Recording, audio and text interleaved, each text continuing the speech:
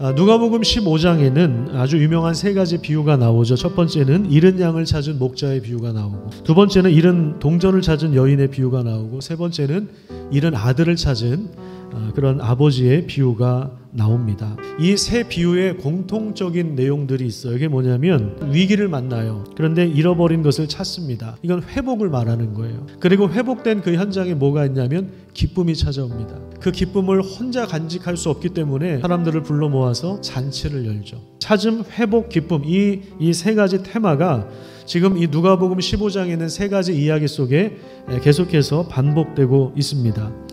오늘 본문 말씀은 아버지와 두 아들을 소개하면서 시작을 하고 있는데, 제일 먼저 등장하는 인물이 바로 둘째 아들이에요. 둘째는 아버지의 유산을 먼저 달라고 요청을 합니다. 자, 그런데 웬일인지 아버지는 통념을 깨고 유산을 각각 미리 나눠주었다고 이야기합니다.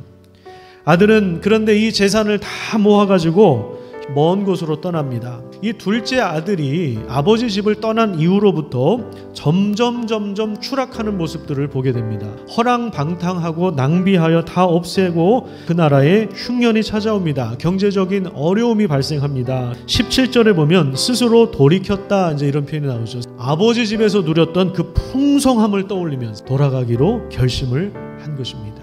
그런데 둘째 아들은 여전히 아버지의 마음을 헤아리지 못하고 있구나. 지금 아버지가 자기를 얼마나 기다리고 있는 그거를 모르는 거예요. 그런데 이제 둘째 아들이 이제 돌아가기로 작정하고 터벅터벅 이제 무거운 발걸음을 옮기기 시작합니다.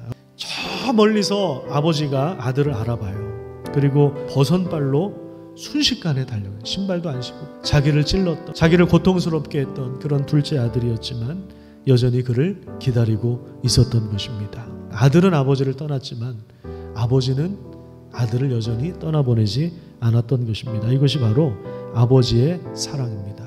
종들에게 명령합니다. 제일 좋은 옷을 입혀라.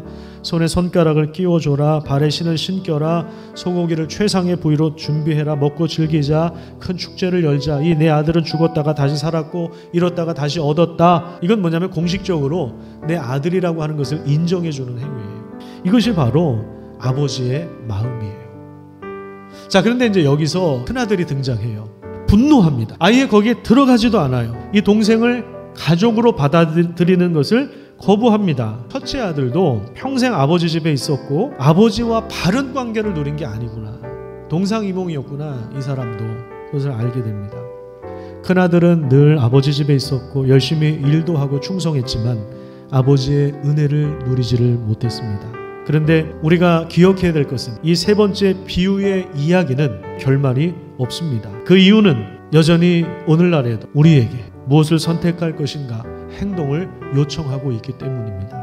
이 본문 말씀은 예수님이 오늘 우리에게 던져주신 초대장입니다. 아버지 하나님과 바른 관계를 맺으라는 초대장입니다. 하늘 아버지의 기쁨에 우리도 참여할 수 있다는 초대장입니다. 하나님이 베푸시는 환대의 식탁에 우리 주변의 이웃을 초대하라고 하는 그러한 초대장을 예수님께서 오늘 우리에게 보내주신 것입니다. 우리는 아버지를 떠났을지 모르지만 하나님은 우리를 떠나보내신 적이 없기 때문에 우리는 언제든지 하나님께로 돌아갈 수 있는 것입니다. 또 언제든지 우리 주변의 죄인들이 하나님께로 돌아올 수 있도록 우리는 기다려줄 수 있고 또 섬길 수 있고 도와줄 수 있는 것입니다.